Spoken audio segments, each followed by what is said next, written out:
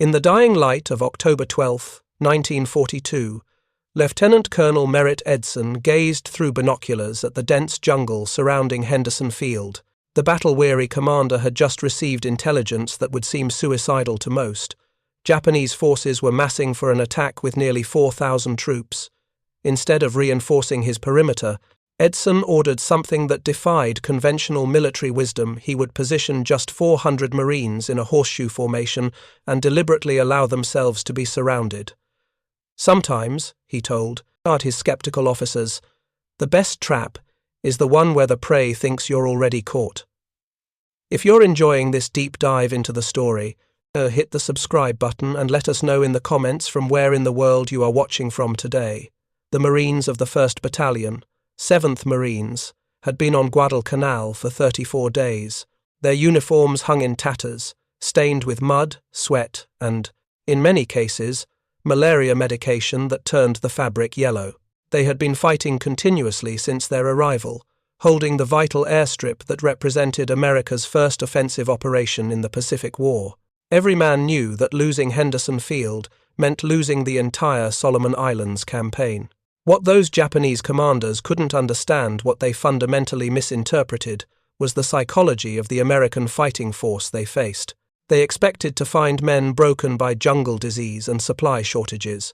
Instead, they encountered what one captured Japanese officer would later describe as demons who smiled at death. The plan Lieutenant Colonel Edson devised was audacious by any military standard. Rather than spread his limited forces thin around the entire perimeter, he would concentrate them in a crescent formation on a series of connected ridges south of the airfield.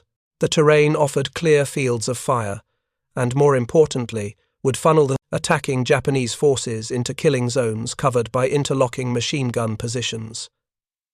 "We don't have enough men to hold a traditional line," Edson explained to his company commanders.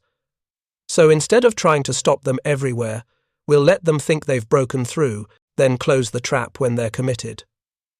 Captain Lewis Puller, known throughout the Corps as Chesty for his barrel chest and unwavering confidence, nodded grimly. "They'll think they've encircled us," he said, "when in reality, we'll have them exactly where we want them."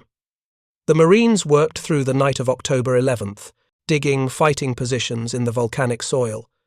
Each machine gun nest was carefully sited to create overlapping fields of fire. Artillery coordinates were pre-registered on likely avenues of approach. The men stripped extra ammunition from their packs, placing it within easy reach of their fighting positions. Morning revealed their precarious situation. From the ridge, the Marines could see Japanese units moving through the jungle. They weren't attempting to hide their presence. In fact, they seemed to want the Americans to know they were coming. The psychological intimidation was deliberate, a tactic that had worked against other colonial forces throughout the Pacific. By mid-afternoon, Marine observation posts reported Japanese units moving to positions that would effectively surround the American position. Edson received the reports with a calm that unsettled even his veteran officers. "Perfect," was his only comment. As darkness fell on the evening of October 12th, an eerie quiet settled over the ridge. The usual jungle sounds, birds, insects, the rustle of small animals had been silenced by the presence of thousands of men preparing for battle. The Marines huddled in their foxholes, checking and rechecking their weapons. Many suffered from malaria, their bodies alternating between fever and chills. They had been subsisting on captured Japanese rice and whatever could be airdropped by the precarious air supply line. They were hungry, sick, and outnumbered nearly 10-1. Sergeant John Basilone moved among his machine gun crews, a Brooklyn-born Marine of Italian descent who had previously served in the Philippines with the army. "Keep those guns clean," he reminded them, "and remember, short bursts. Make every round count." The weapons Basilone's men operated were M1917, Aoni water-cooled machine guns, heavy, cumbersome weapons that required three-man crews to operate effectively. Each gun weighed nearly 90 pounds with its tripod and water jacket. They fired 500 rounds per minute when properly maintained, and in defensive positions, they were devastatingly effective against infantry attacks. At 9:45 that night, the first mortar rounds landed among the Marine positions. The hollow crump of the Japanese Type 99 mortar was followed by explosions that showered the defenders with dirt, rocks, and shrapnel. The bombardment lasted 30 minutes, not the overwhelming barrage the Marines had expected, but enough to rattle nerves and cause several casualties. Then came the haunting sound that many Marines would remember for the rest of their lives: thousands of voices shouting "Banzai" in unison, followed by the metallic rattling of equipment as the first wave charged forward. Edson's order crackled over the field telephones: "Hold fire until they reach the markers." The markers were fallen trees and stumps, approximately 100 yards from the Marine positions. In the darkness, the attacking Japanese could barely see them, but every Marine gunner had memorized their locations and adjusted their weapons accordingly. The first Japanese soldiers appeared as shadows moving through the jungle. Then more came, and more, until it seemed like the entire hillside was moving. Still, the Marines held their fire, sweating in the humid night air, fingers tense on triggers. When the lead elements reached the markers, Edson gave the command, "Fire!" The ridge erupted in a storm of bullets. Machine guns hammered out long bursts, their tracers drawing bright lines through the darkness. Monet rifles cracked in a continuous rolling volley. Mortar teams dropped rounds down tubes, sending high explosive shells arcing into the mass of attacking infantry. The effect was devastating. The first wave of Japanese soldiers seemed to simply disappear, cut down by the concentrated firepower. But they kept coming, charging through the bodies of their fallen comrades, determined to overwhelm the American positions through sheer numbers and willpower. For the next 3 hours, the battle raged across the ridgeline. The Japanese attacked in human waves, each one pushing closer to the Marine positions. At several points, they broke through the American line, only to be caught in deadly crossfires from positions they thought they had bypassed. This was the genius of Edson's horseshoe formation. There was no behind the lines where the Japanese could safely gather. Every yard of ground within the perimeter was covered by at least 2 machine guns. When attackers broke through one section, they found themselves exposed to fire from multiple directions. On the eastern flank, a platoon from E Company found themselves cut off when Japanese forces pushed between their position and the main line. Rather than retreat, their lieutenant ordered them to hold in place, creating what amounted to an island of resistance behind enemy lines. This isolated unit inflicted heavy casualties on Japanese troops who believed they had secured that sector. As midnight approached, the Japanese commander committed his reserves. Nearly 2,000 fresh troops joined the battle, striking simultaneously at multiple points along the perimeter. For a brief moment, it seemed the American line would collapse under the weight of numbers. Basiloni's machine gun section became the focal point of the heaviest attack. 3 of his 6 guns were knocked out by mortar fire and grenades. Ammunition was running dangerously low.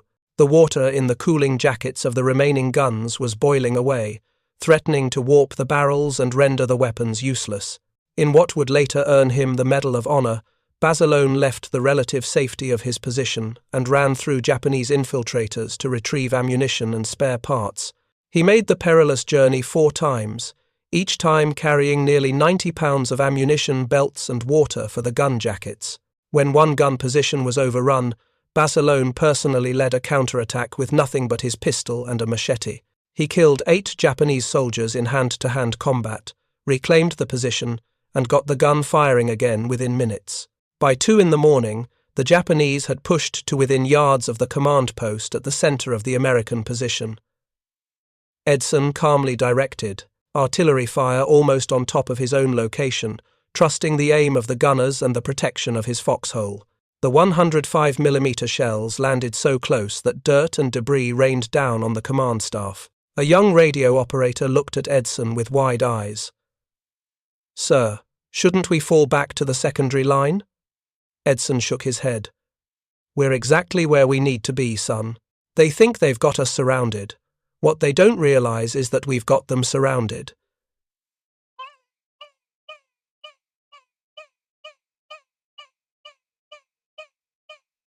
It was at that moment that the true nature of Edson's trap became apparent.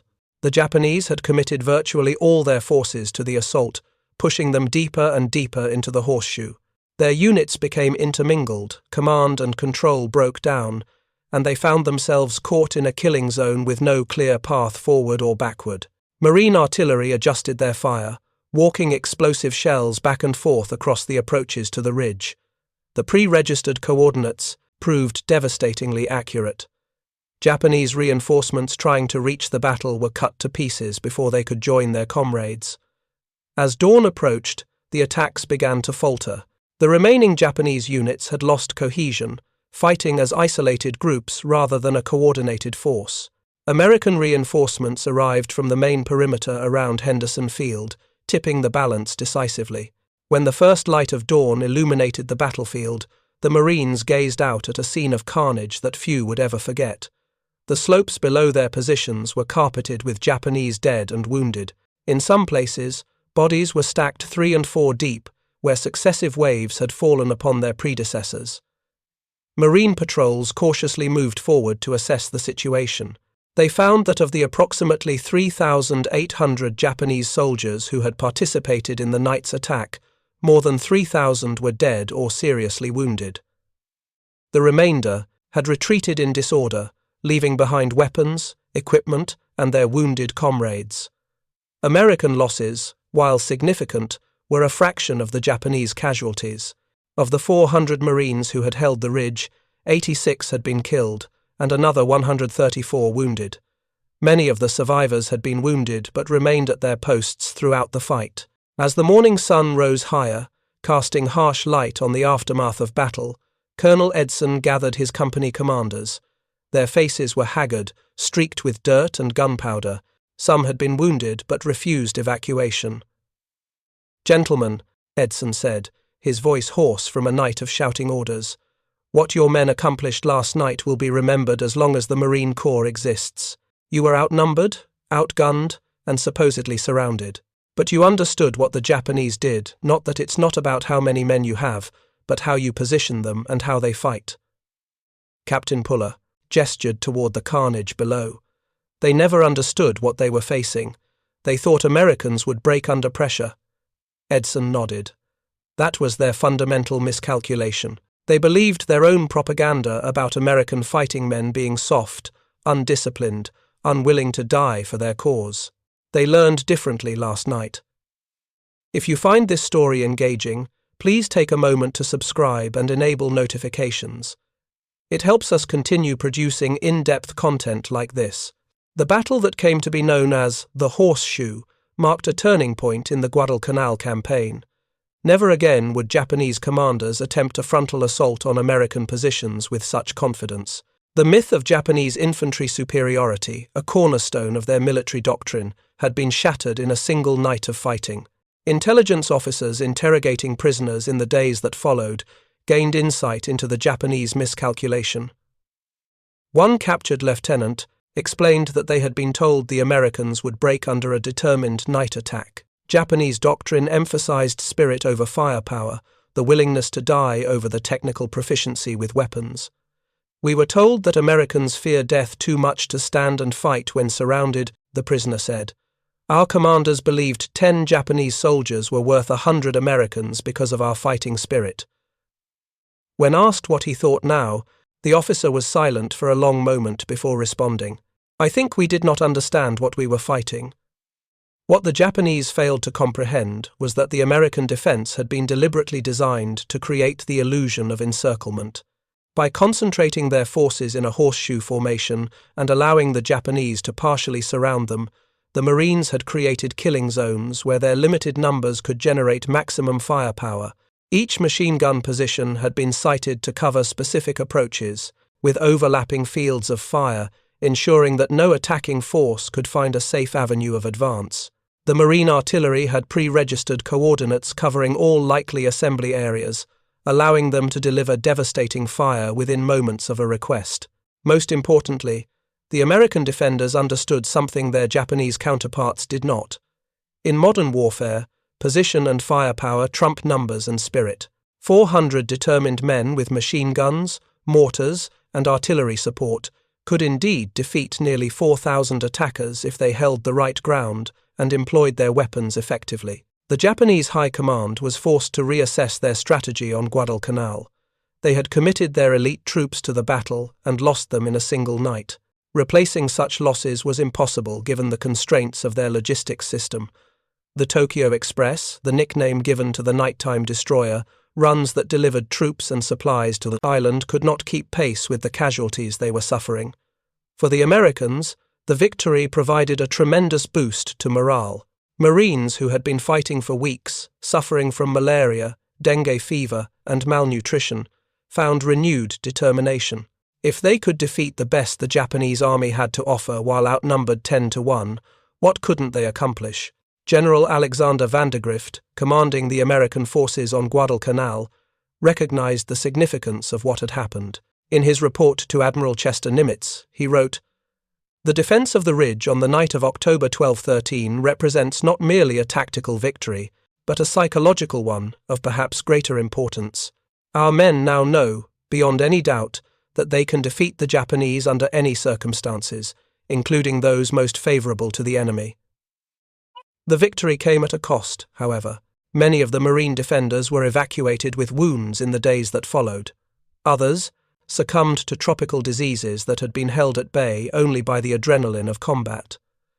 Those who remained continued to hold the perimeter around Henderson Field, knowing that another attack would eventually come. For the men who had fought there, the battle would remain etched in memory long after the war ended. They had faced an enemy willing to die to the last man, an enemy who considered surrender dishonorable and defeat unthinkable. They had watched as wave after wave of attacking infantry had been cut down, only to be followed by more. And they had held. Sergeant John Basilone, who would receive the Medal of Honor for his actions that night, later told a war correspondent, "I wasn't a hero.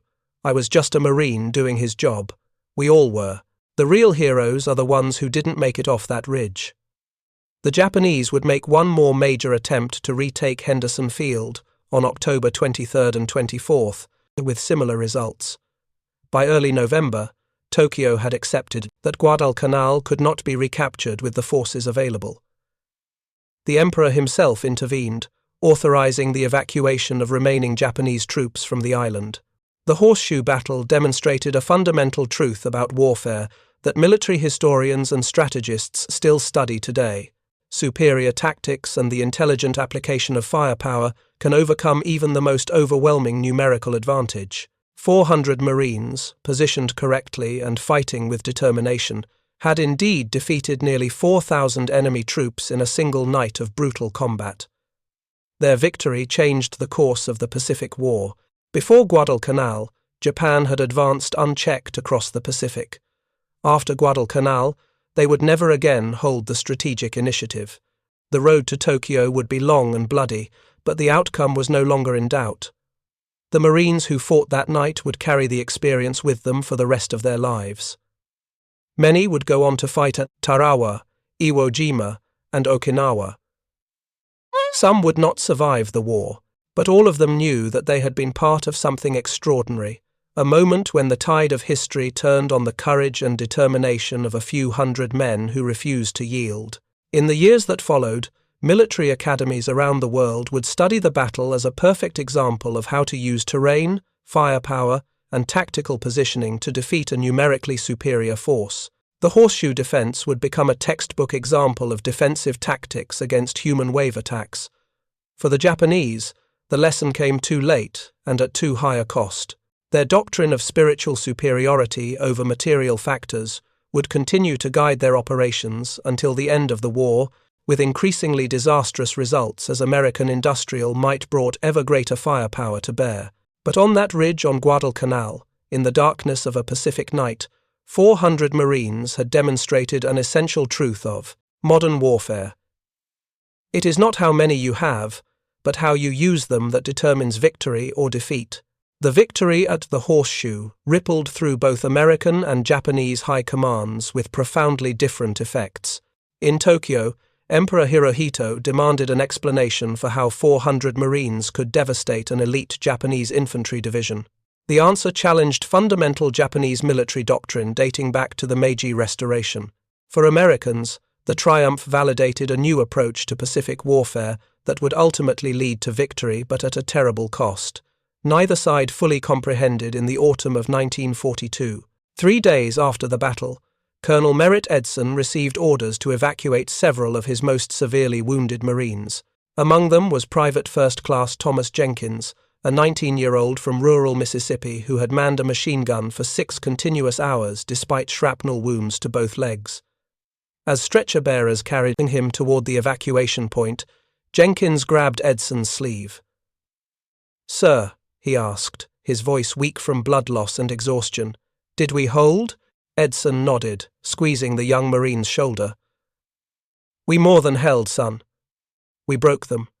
Jenkins closed his eyes, his face relaxing. "Worth it, then." That simple exchange captured something essential about the American fighting spirit that Japanese intelligence had catastrophically misunderstood. Their pre-war assessments characterized Americans as individualistic, comfort-loving, and unwilling to sacrifice.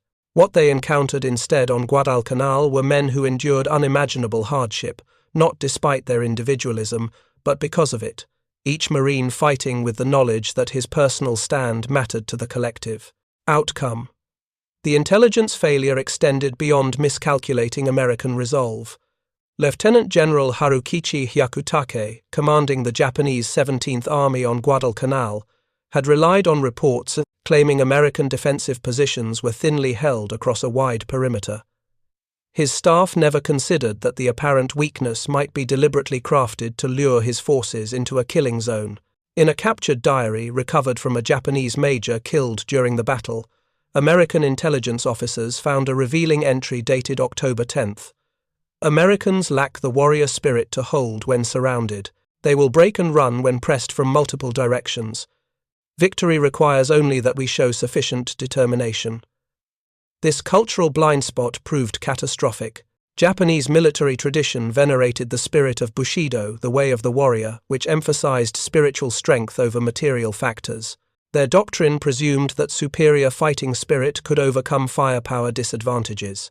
At the Horseshoe Ridge, that doctrine collided with an American approach that maximized firepower through superior positioning and tactical flexibility. Captain Lewis, Chesty Puller, whose company held the southern arc of the Horseshoe, later reflected on this fundamental difference.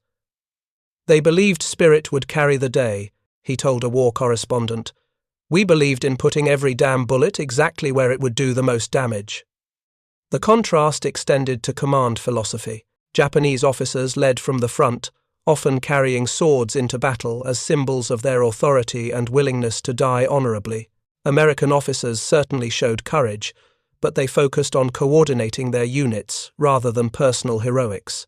Colonel Edson spent the battle in his command post, directing artillery fire and shifting reserves to threatened sectors rather than engaging in direct combat. This difference highlighted a deeper cultural divide. Japanese military culture valued sacrifice as an end in itself, a noble death being preferable to a dishonorable retreat. American culture valued practical results. Marines certainly displayed extraordinary courage, but their sacrifices were always in service of concrete objectives. Lieutenant Colonel Edson understood this distinction better than most. A veteran of campaigns in Nicaragua and Haiti before World War II, he had studied Japanese tactics extensively. "Their greatest strength is also their greatest weakness," he told his officers during the planning for the Horseshoe defense. "They believe dying honorably is victory enough. We know better. Winning is victory. Everything else is just dying." In the weeks following the battle, both sides assessed its significance.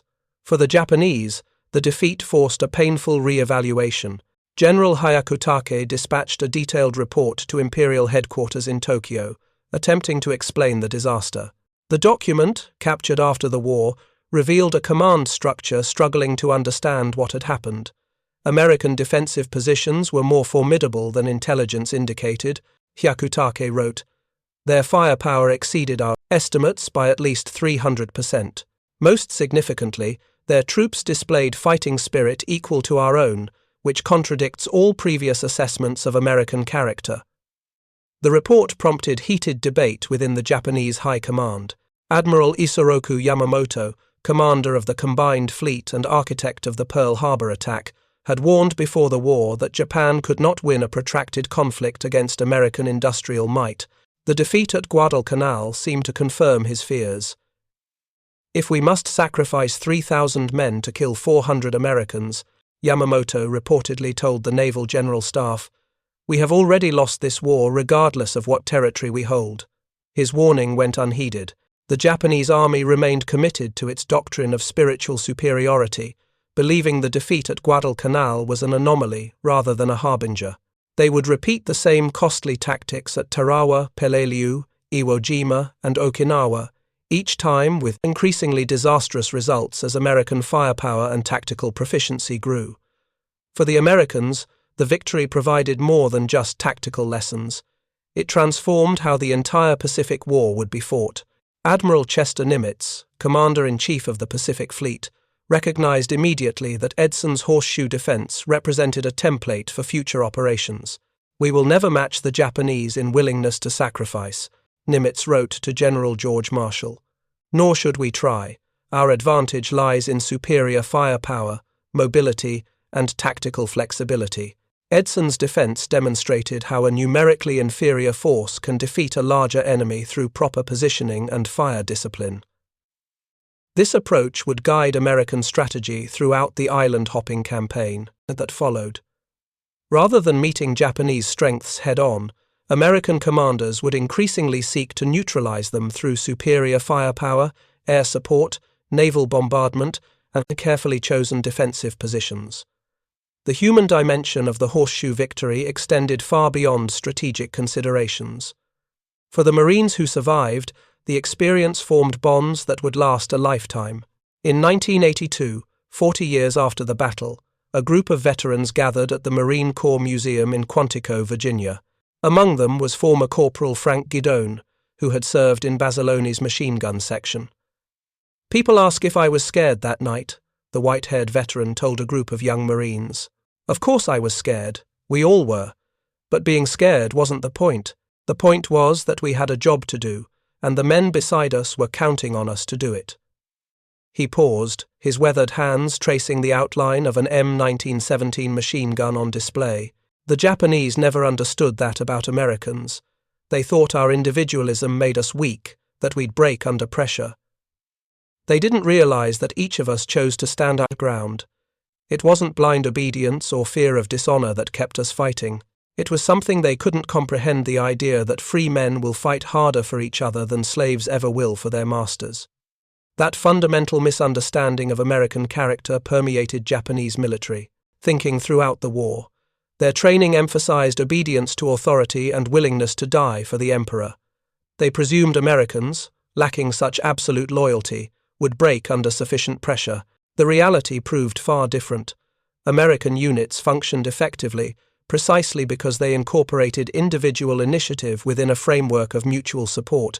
Marines held their positions not from fear of punishment or blind obedience, but because they refused to let their comrades down. This distinction became clear in the aftermath of the Horseshoe Battle. Marine patrols found Japanese dead who had committed suicide rather than surrender when wounded. They discovered officers who had ritually disemboweled themselves rather than face the dishonor of defeat. Such behavior was incomprehensible to the Americans, who saw surrender of the hopelessly wounded as sensible rather than shameful. Lieutenant Robert Leckie, who fought at Guadalcanal, though not at the Horseshoe specifically, later wrote, "The Japanese soldier's greatest strength was his willingness to die. His greatest weakness was his inability to surrender. Our strength was knowing when to stand and fight, and when tactical withdrawal made more sense than useless sacrifice." This cognitive flexibility gave American forces an advantage the Japanese never overcame. While Japanese units would fight to the last man, even when defeat was certain, American units could adapt, withdraw when necessary, and return to fight again under more favorable conditions. Colonel Edson exemplified this approach. During planning for the Horseshoe defense, he established multiple fallback positions in case the main line couldn't hold. He stationed runners to carry orders for withdrawal if the position became untenable. That such orders were never issued testified to the effectiveness of his plan, but their existence highlighted the pragmatic American approach to combat. The battle's aftermath revealed another critical difference between the opponents. Japanese doctrine provided little guidance for caring for the wounded or recovering the dead under fire. Their cultural emphasis on sacrifice extended to an expectation that wounded men would die honorably rather than burden their comrades. American forces, by contrast, placed enormous emphasis on evacuating casualties. Throughout the night at the Horseshoe, Marines risked their lives to pull wounded comrades to safety. Corpsman Navy medical personnel attached to Marine units moved through intense fire to provide emergency treatment. Hospital apprentice First Class Vernon Waite earned a Silver Star that night for crawling 70 yards through Japanese fire to reach a wounded machine gunner. After applying a tourniquet and morphine, Waite dragged the Marine back to the aid station despite being wounded himself by a grenade fragment. When asked later why he had taken such risks, Waite's answer was simple. Every Marine out there knew if they got hit, someone would come for them. That's how we do things. This commitment to leaving no one behind represented more than just humanitarian concern. It was a practical recognition that morale depended on such assurances. Men fought more effectively knowing that if wounded, they wouldn't be abandoned. The Japanese never fully grasped this psychological dimension of American combat effectiveness. Their own troops fought with the understanding that death was preferable to capture, that wounds might mean being left behind, and that the individual's fate was inconsequential compared to the unit's honor. In the months following the Horseshoe Battle, as American forces consolidated their hold on Guadalcanal, intelligence officers interviewed captured Japanese soldiers about their experience. One junior officer, a lieutenant from Sendai, provided particularly valuable insights. "We were told Americans would break when surrounded," he explained through an interpreter. "Our training taught us that Western soldiers lack the spiritual strength to face death without flinching. What we found instead were men who seemed to grow stronger the more desperate their situation became." Asked to explain the difference between Japanese and American fighting methods, the lieutenant considered carefully before responding, "We fight to die honorably, you fight to win, regardless of the methods required. It is a difference I did not understand until I saw it with my own eyes. That fundamental difference in purpose, fighting to die honorably versus fighting to win, would shape the entire Pacific campaign. As American forces advanced across the Central and South Pacific in 1943 and 44, they increasingly adapted their tactics to exploit this Japanese weakness. On islands like Tarawa, Saipan, and Peleliu, American commanders deliberately left escape routes that appeared to be unguarded. Japanese forces, culturally committed to fighting to the death, rarely took advantage of these opportunities to withdraw and regroup. Instead, they launched banzai charges against the strongest American positions, resulting in massacres similar to what had occurred at the Horseshoe. The cost of this cultural disconnect was staggering. On Tarawa, of the 4,500 Japanese defenders, only 17 survived as prisoners. On Saipan, Japanese civilians jumped from cliffs rather than surrender to Americans they had been told would torture them. On Iwo Jima, 20,000 Japanese defenders fought virtually to the last man. American commanders found this behavior both admirable and tragic. Admiral Raymond Spruance, who directed many of Central Pacific campaigns, remarked after the Battle of the Philippine Sea, "Their courage is beyond question. What they lack is not bravery, but wisdom. They continue to sacrifice their men in tactics that cannot succeed against our firepower." The legacy of the Horseshoe defense extended far beyond tactical lessons. It represented a crucial psychological turning point in the Pacific War. Before Guadalcanal, Japanese forces had advanced seemingly unopposed across the Pacific, creating an aura of invincibility. After Guadalcanal, and particularly after the Horseshoe Battle, that myth was shattered. Marine Corporal Sidney Phillips, who served on Guadalcanal with the 1st Marine Division, later recalled the transformation. "Before that battle, there was always this whisper in the back of your mind, what if they really are superior fighters? What if all the propaganda about Japanese super soldiers had some truth to it? After the Horseshoe, that doubt was gone. We knew we could beat them. More importantly, they knew it too." This psychological shift manifested in concrete ways. Japanese tactical documents captured later in the war revealed increasing concern about American defensive positions. Imperial Japanese Army training materials from 1944 specifically warned against attacking American units in prepared positions, noting, "The American Marine or Army soldier becomes extraordinarily effective when fighting from defensive positions with supporting arms. Direct frontal assault against such positions should be avoided." Such caution came too late to save the thousands of Japanese soldiers sacrificed in futile attacks during the early war years. By 1944, American tactical superiority was so pronounced that outcomes were virtually predetermined. At Peleliu in September 1944, the Japanese commander, Colonel Kunio Nakagawa, attempted to adapt by abandoning the banzai charge in favor of defense in depth from prepared positions.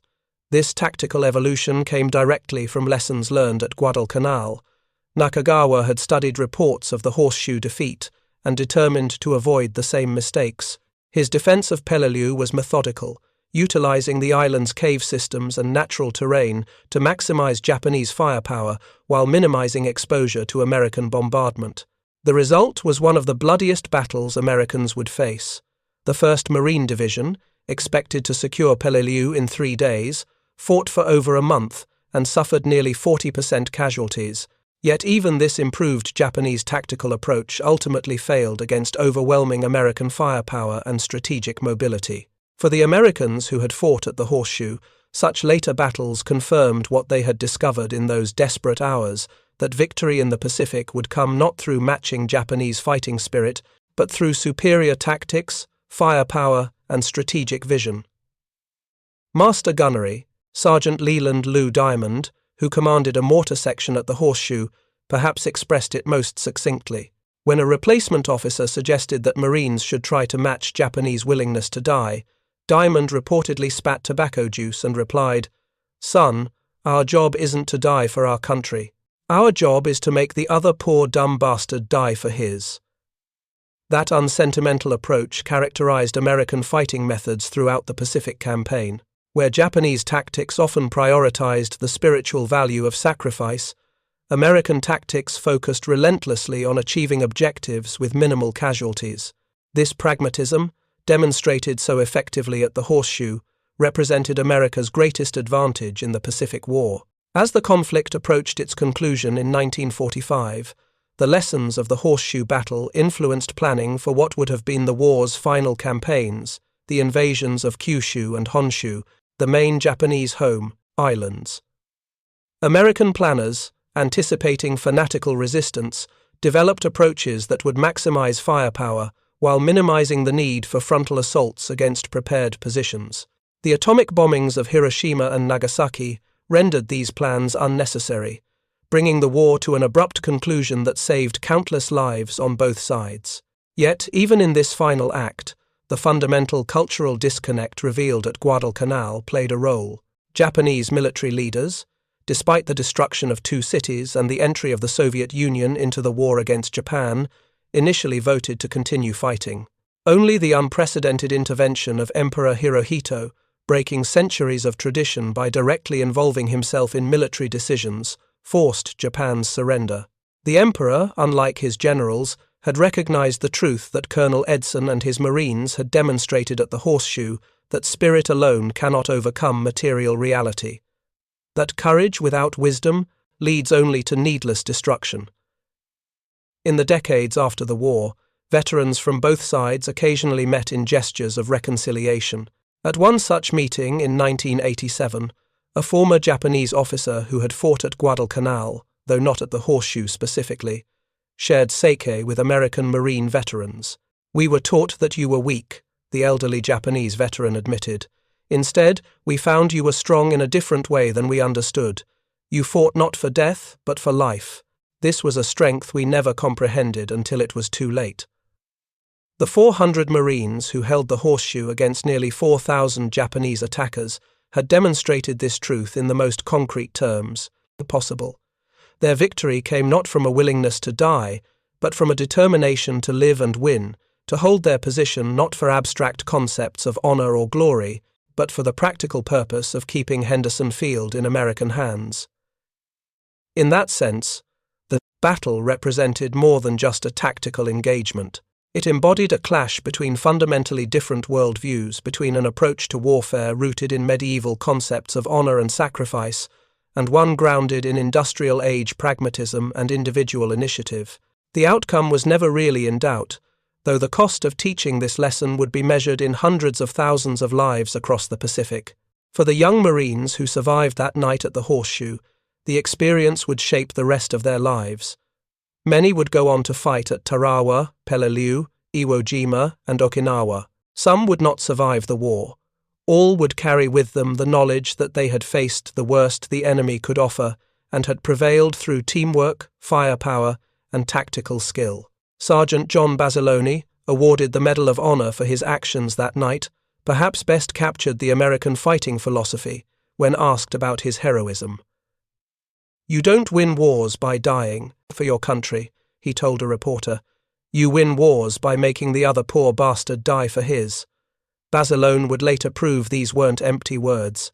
After receiving his Medal of Honor and being offered a commission and a safe stateside assignment, he requested return to combat duty. He was killed on the first day of the Iwo Jima landing in February 1945, still living by the pragmatic courage he had demonstrated at the Horseshoe. The battle's significance extended beyond military considerations into the realm of national character. For Americans, the Horseshoe victory reinforced a self-image of practical problem-solving and individual initiative within collective action. For the Japanese, the defeat eventually forced a re-evaluation of cultural assumptions that had proven catastrophically unsuited to modern warfare. In this sense, the 400 Marines who let themselves appear to be surrounded, only to devastate the force sent to annihilate them, did more than just hold a tactical position. They demonstrated the strengths of a democratic society against a totalitarian one, showing that free men fighting by choice could defeat those fighting from obligation or indoctrination. The Horseshoe victory thus stands as more than just an isolated battle in a long and brutal war. It represents a moment when cultural assumptions were tested in the crucible of combat and found wanting. The Japanese belief in spiritual factors overcoming material realities collided with an American approach that combined individual initiative with overwhelming firepower. The result would echo through the remainder of the Pacific War and beyond. Thank you for watching. For more detailed historical breakdowns, check out the other videos on your screen now and don't forget to subscribe.